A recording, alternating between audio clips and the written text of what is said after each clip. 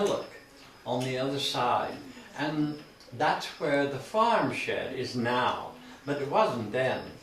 And it was just a beautiful, like a picture, the leaves and everything framed that little.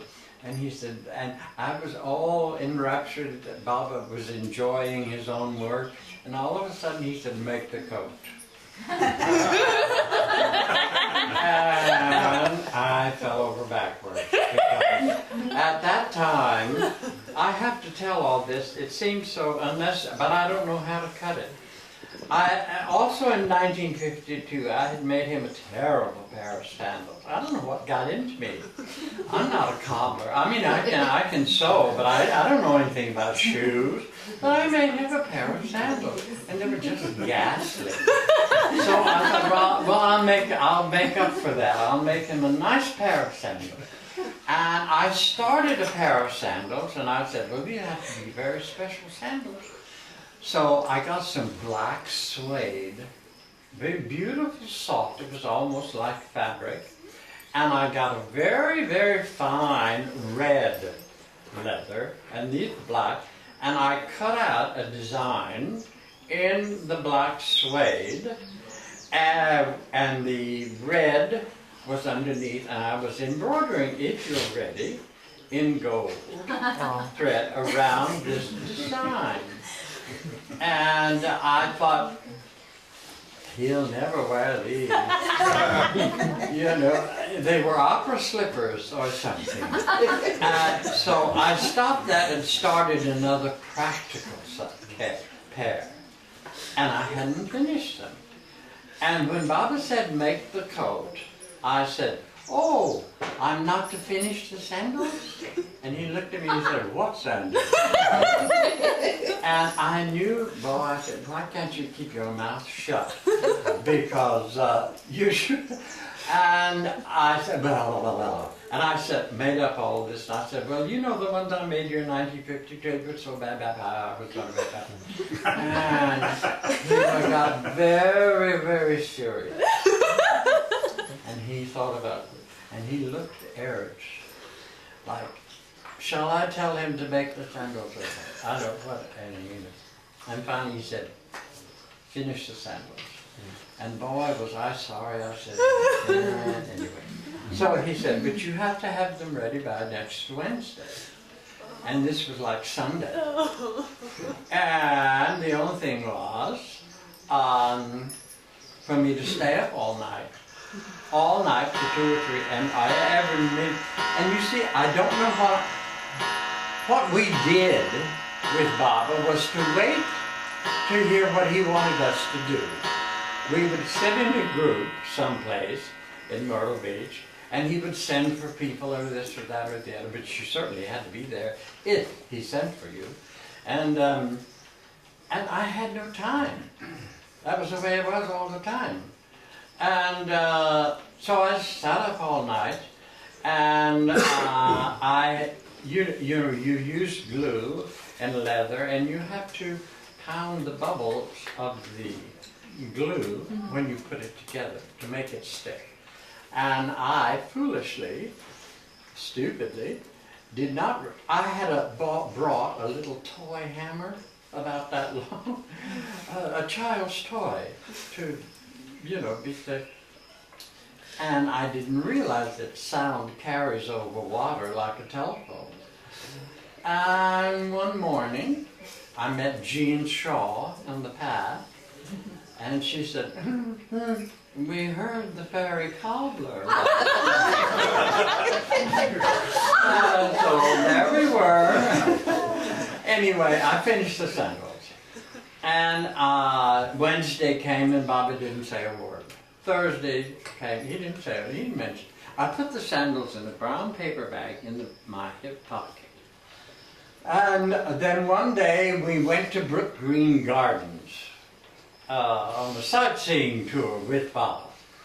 And Baba was walking through the grounds. The grounds were very, very beautiful, and I thought the sculptures were just terrible, but they're very famous. And the crowd, you will notice in the movies, perhaps, that the same people managed to get near Baba when we're walking in a crowd.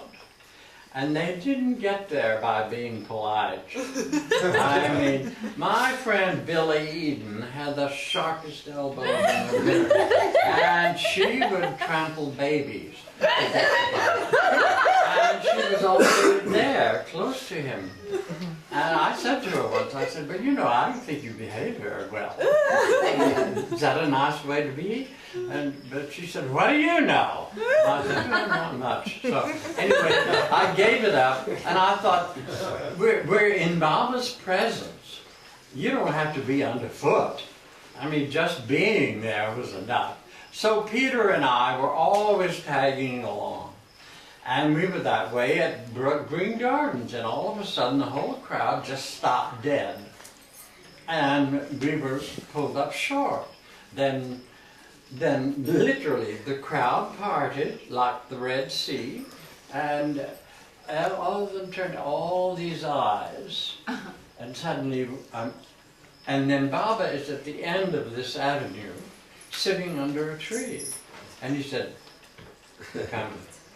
And I went, and he said, give me the sandals. And I did, I had them, thank goodness, and I gave them to him. And they didn't fit. And he put them on, and he tried to walk in them. He could not keep them on. And that was the darkest day of my life. I cannot tell you how low I sank. I did a couple of times after that as well, but that day I felt it was so silly, because in those days we ate in the original kitchen. There were not that many of us, and I took my food and faced the corner. I mean, I had pure depression. And there I sat eating my food like a... And Ruth White came by, and she said, out of the blue, she said, it's a symbol. And I said, oh, great, yes, sure, thanks a lot. A symbol of what? Anyway, okay, now the sandals are finished. I, failed again. And failure with Baba is not a comfortable experience. Necessary, no doubt, but not comfortable. And then I turned my mind to making the coat, as he ordered. But I didn't have scissors, I didn't have fabric, and we were not permitted to leave the center. And I really hated to go and ask Baba anything special. But I had to go and ask him, could I leave the center and go shopping for some material and, tools. So I went to the guest house where he was, I knew, and he was sitting on a couch, and his men Montley were standing around. And I was acutely uncomfortable, and I said, Baba, may I go into town and buy some fabric to make the... And he went into this theme again. And became and finally he said, we'll flip a coin. And I reached in my pocket for a quarter, but someone gave him a Coca-Cola bottle top. And he flipped that, and it went sailing in the air, and it came out heads. You can go. So Bunty we ran, and we had a car, and I went. And of course there was not a piece of wool any place in Myrtle Beach. Everything was cotton, cotton, cotton, cotton. Some of it very nice cotton, but I never saw Baba in a cotton coat. And it was thin cotton, it was summer cotton, that kind of thing. But he said, make a coat.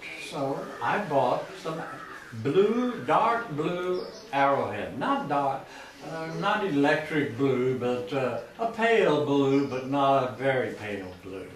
And it was a nice hunk of fabric, but there was no enthusiasm.